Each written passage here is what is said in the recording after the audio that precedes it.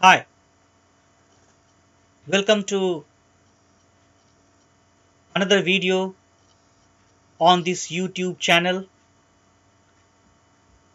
This video is about planning and organizing the housekeeping department, and it is in continuation to the previous video which was posted about the work schedule and the job allocation.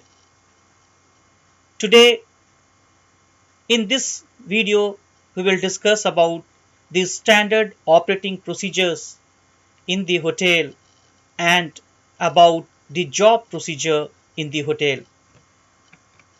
So I welcome you in this video which will discuss about the standard operating procedure and job procedure. Although it speaks about all the departments of the hotel, we will be discussing in this slide keeping the housekeeping department in mind.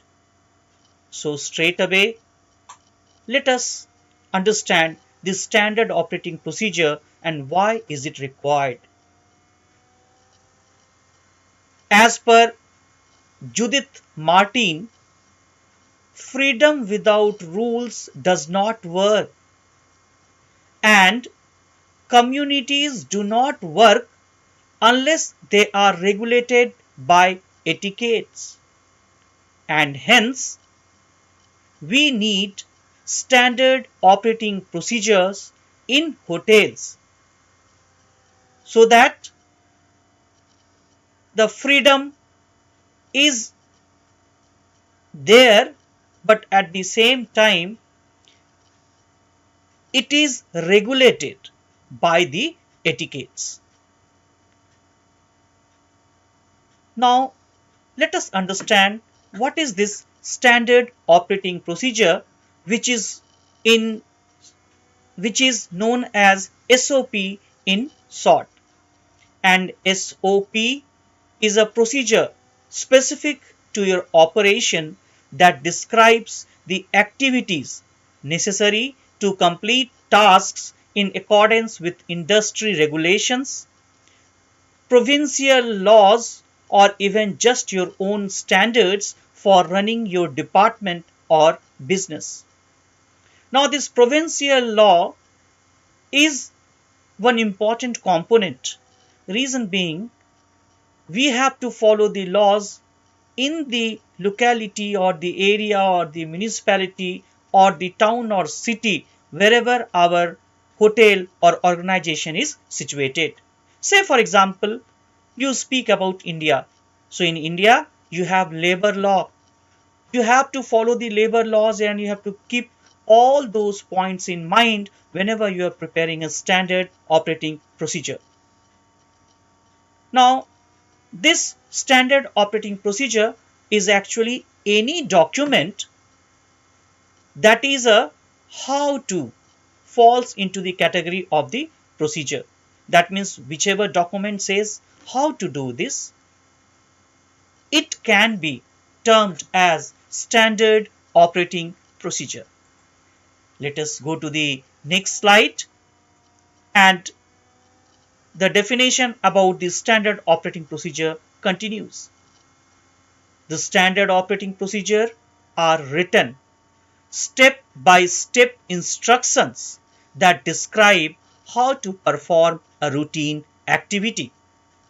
Employees should complete them in the exact same way every time so that the standard can remain consistent. Now, let us understand why do we need standard operating procedures? Number one, they save time and money.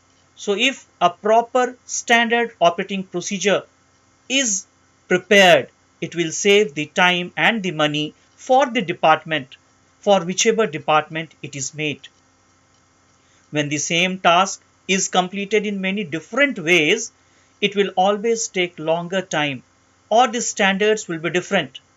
Whereas having a standard operating procedure in place streamlines the process so employees can accomplish more in less time, and moreover all will be following same pattern, so standards will also be the same.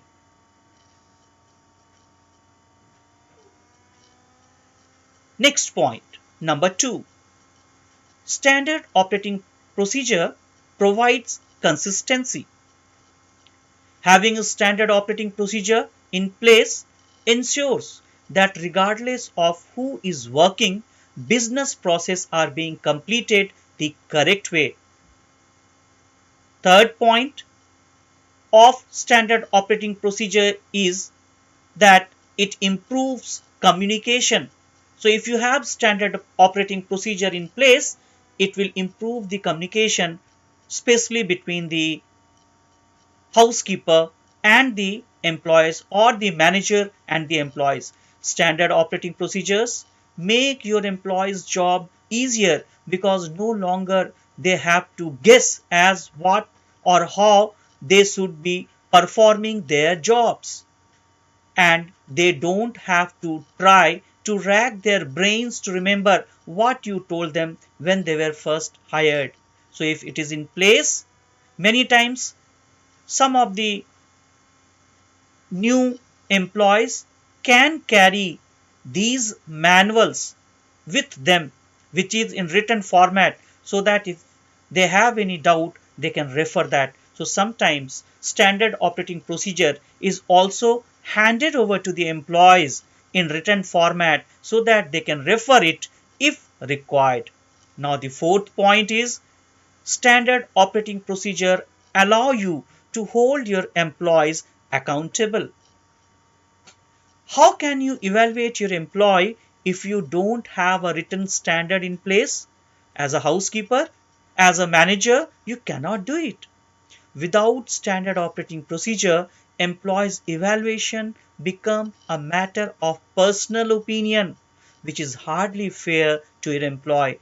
So if you have proper standard operating procedure in place, it also supports, it also gives confidence to the employees that our evaluation will not be on the personal opinion of the manager, however it will be based on some written document. That is the importance of standard operating procedure. It also gives confidence to your employees. It also builds a good organizational culture in your organization, in your department. Fifth point, they create a safer work environment. When employees perform the same task in completely different way, it is not only inefficient, it is actually a liability for your business. Standard operating procedures ensure that employees perform their job functions in a safe and consistent manner. So it also gives a consistency, and it also gives confidence to the employees. Now let us understand in this particular slide how to write a standard operating procedure. As a manager, if you have to develop this standard operating procedure, you need to have these things. Number one, title. This can include the name of the process, the name of the department that the SOP applies to, etc. Table of content. This is required only if the document is too long. The standard operating procedures are having many number of pages. In that case, you can add a table of content.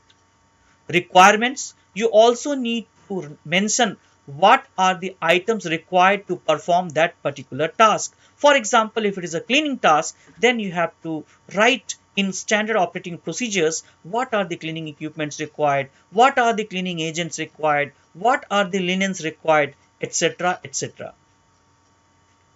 You should also mention the precautionary measures to be undertaken by the employees while performing that particular task. Information about the machinery, information about the equipment, health and safety warnings, MSDS, that means material safety data sheet.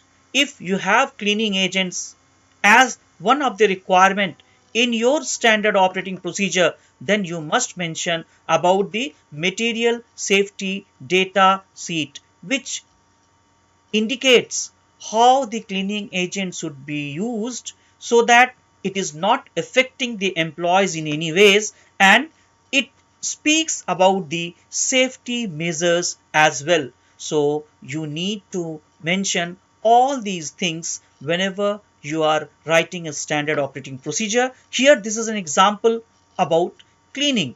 It can be for any other such task, and accordingly you have to mention the precautionary measures under this subtopic precaution.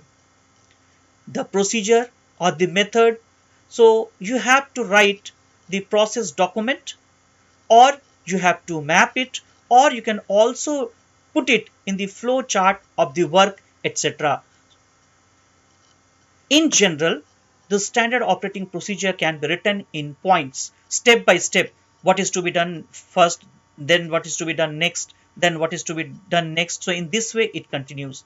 It can also be mapped in the form of map, or it can also be written in the form of flow chart.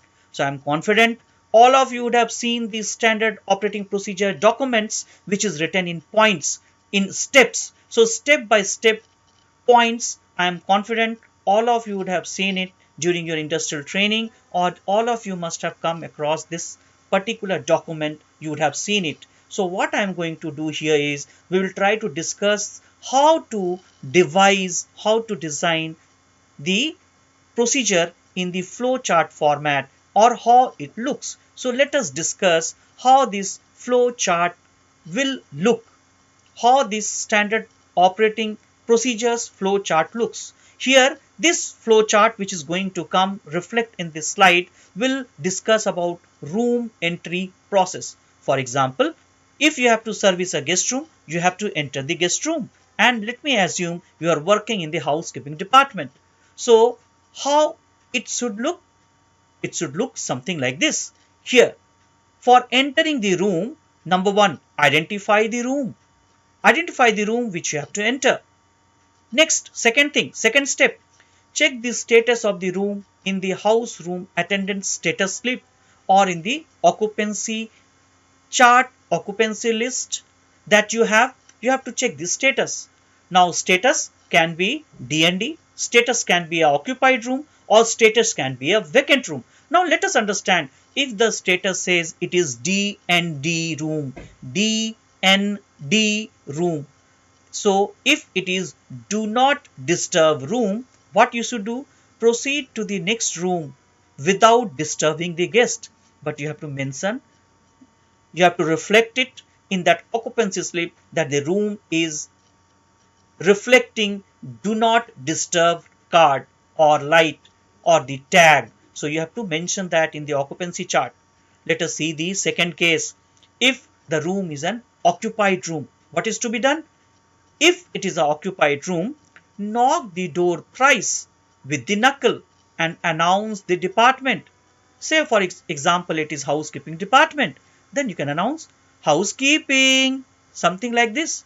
And now you have to wait for 10 seconds for the guest to open the door. Now there are two situations. If the guest opens the door, if the guest is in the room, greet him or her as per the time of the day and seek permission to render the service.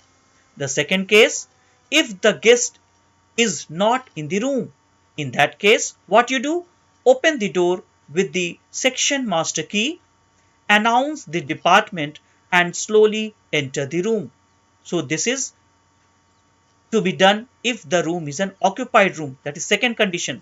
Now third condition for entering the guest room, you have checked the status, and status says that the room is the vacant room. If the room is the vacant room, straight away you can open the door with the section master key, announce the department, and slowly enter the room. So in this way, you can see in this particular slide, it says even if you have to enter the guest room, this should be the standard operating procedure, and all the employees should follow the same procedure. And that is the importance of the standard operating procedure. So this is the format which is in the chart form. So here the standard operating procedure is written or is reflected as a chart. Many places you may find the same thing could be written in steps. So in that case, you will not have this chart, you will have everything in steps one by one in sequence. It can also be put according to the map. It depends. You are making SOP for which particular place, which area, and how you want to reflect it, how you want to pass the information to your employees. So it is purely the discretion of the housekeeper, the discretion of the manager, or the policy of the hotel. Now let us go to the next point that we wanted to discuss, and we wanted to discuss about the job procedure. Job procedure is very simple.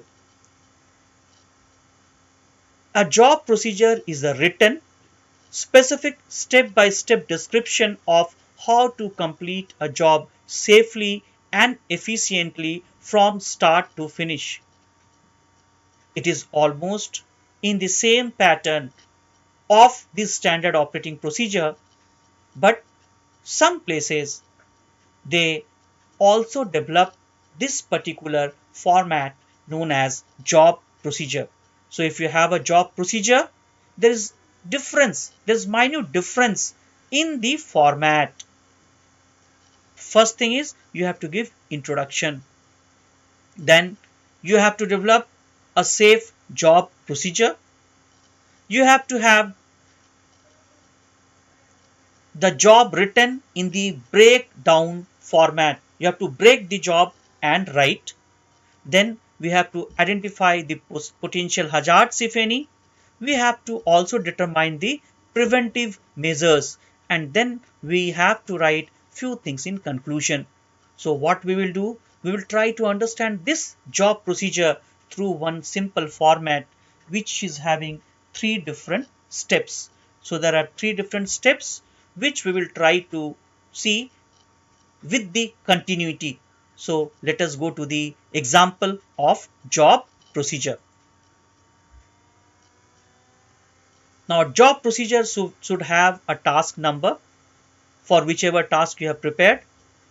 Here say it is done for the turn down service, which is also known as the evening service. So example of turn down service of the housekeeping department. So here the format will be, it should be having serial number, it should be having procedure, and it should be having the standards. Number one, open the guest room door, move towards the bed. But what you have to keep in mind, turn down service is given to the room from 17 hours onwards. During peak season, all the room, including the vacant rooms, must be given turn down service. Now, this timing may differ from hotel to hotel. This policy may differ from hotel to hotel. So, this is just one of the format that we are discussing here. What next?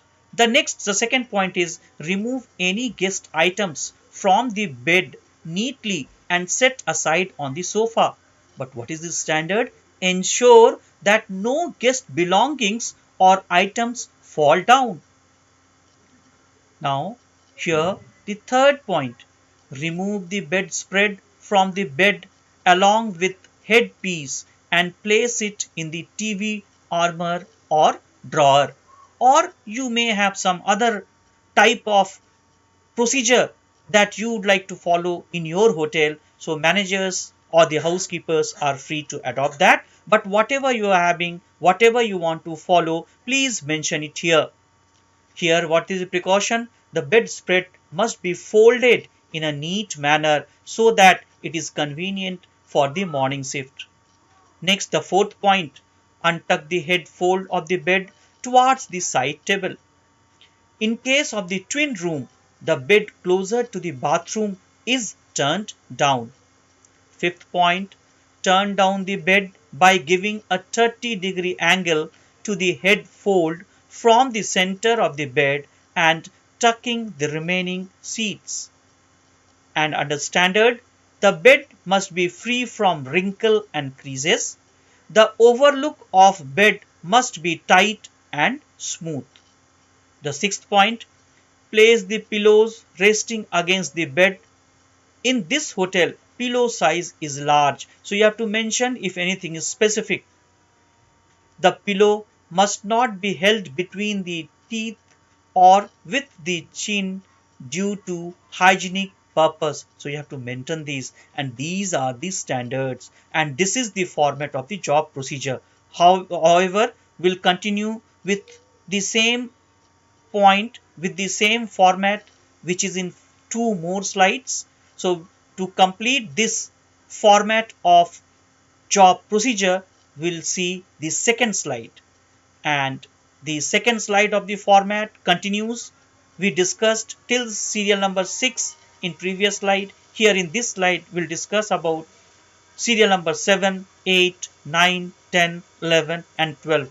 In other words, these are the steps. So we'll discuss about the step number 7, 8, 9, 10, 11, and 12. Seventh step, place a good night mat in front of the bed for suite rooms. If it is a suite room, you have this particular format to be followed, this particular process to be followed. It must be played. It must be placed on the length side of the bed towards the side being turned down. Eighth step, remove the bottle of mineral water, one highball glass with coaster from the minibar upper counter and place on the side table. What you should remember should be placed at the left outer side of the side table away from the bed. Ninth step, draw the sheer curtain and the drapes completely. What we should keep in mind, the fall of the sheer curtain must be even and no loose threads must be hanging around. 10th step, place night clothes if any on the pillow.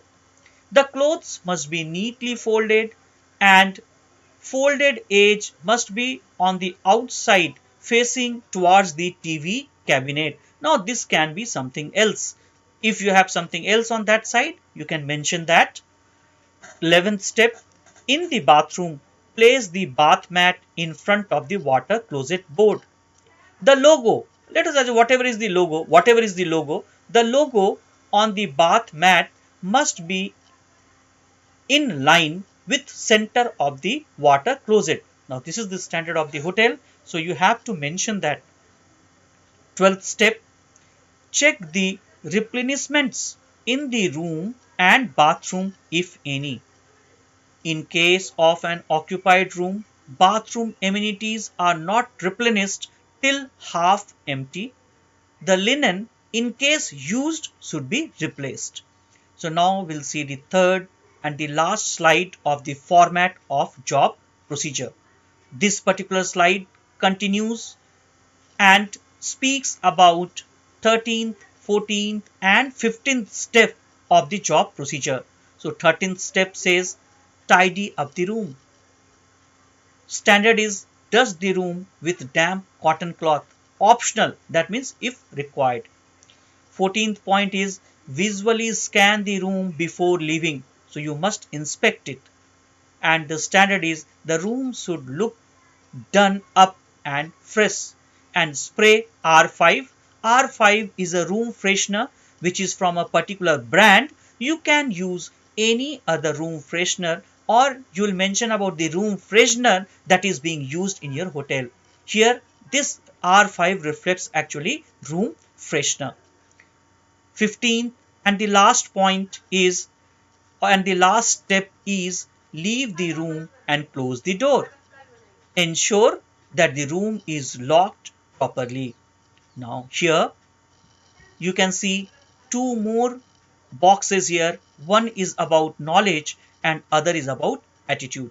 Number one, knowledge box. Number one, procedure for turn down service. You should have a knowledge of the process, of the procedure, of the standard operating procedure. Number two, you should have knowledge of the layout of the guest room, how the room is located, what are the things in the room, where it is placed, how it is placed. And third thing, you must know about the standard placement of amenities.